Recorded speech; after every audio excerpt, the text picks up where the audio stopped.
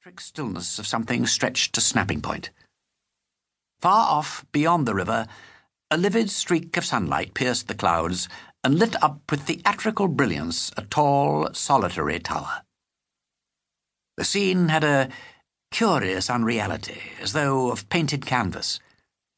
It was a picture, and he had an odd conviction that he recognized the handling and could put a name to the artist. Smooth and tight were the words that occurred to him. And then, it's bound to break before long. And then, I ought not to have come out without my galoshes. It was important, it was imperative, that he should get to the bridge. But the faster he walked, the greater the distance grew, and without his galoshes the going was very difficult.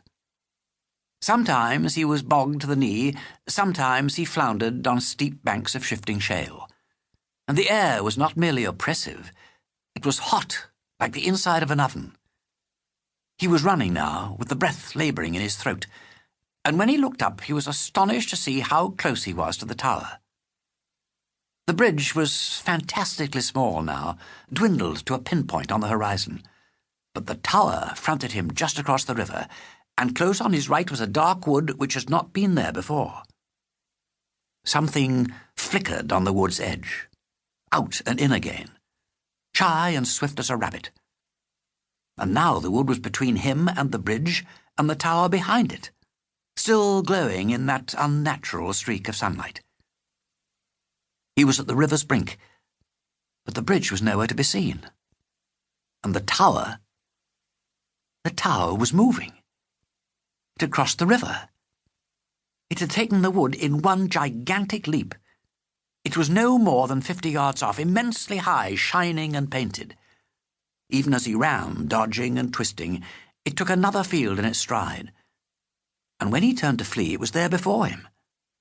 It was a double tower, twin towers, a tower and its mirror image, advancing with a swift and awful stealth from either side to crush him. He was pinned now between them, panting. He saw their smooth yellow sides tapering up to heaven, and about their feet went a monstrous stir like the quiver of a crouching cat. Then the low sky burst like a sluice, and through the drench of the rain he leapt at a doorway in the foot of the tower before him, and found himself climbing the familiar stair of Striding Folly. "My galoshes will be here," he said with a passionate sense of relief. The lightning stabbed suddenly through a loophole, and he saw a black crow lying dead upon the stairs. Then thunder, like the rolling of drums. The daily woman was hammering upon the door. "You have slept in," she said, "and no mistake."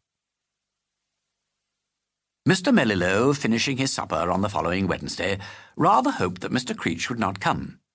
He thought a good deal during the week about the electric power scheme, and the more he thought about it, the less he liked it. He had discovered another thing which had increased his dislike. Sir Henry Hunter, who owned a good deal of land on the other side of the market town, had, it appeared, offered the company a site more suitable than Striding in every way on extremely favourable terms. The choice of Striding seemed inexplicable, unless on the supposition that Creech had bribed the surveyor. Sir Henry voiced his suspicions without any mincing of words. He admitted, however, that he could prove nothing. "But he's crooked," he said. "I've heard things about him in town. Other things, ugly rumours." Mr. Melilot suggested that the deal might not after all go through. "Oh, you're an optimist," said Sir Henry. "Nothing stops a fellow like Creech, except death. He's a man with enemies." He broke off, adding darkly, "Let's hope he breaks his damn neck one of these days, and the sooner the better." Mr. Melilot was uncomfortable. He didn't like to hear about crooked transactions. Businessmen, he supposed, were like that. But if they were, he would rather not play games with them. It spoilt things somehow. Better perhaps not think too much about it. He took up the newspaper, determined to occupy his mind while waiting for Creech with that day's chess problem.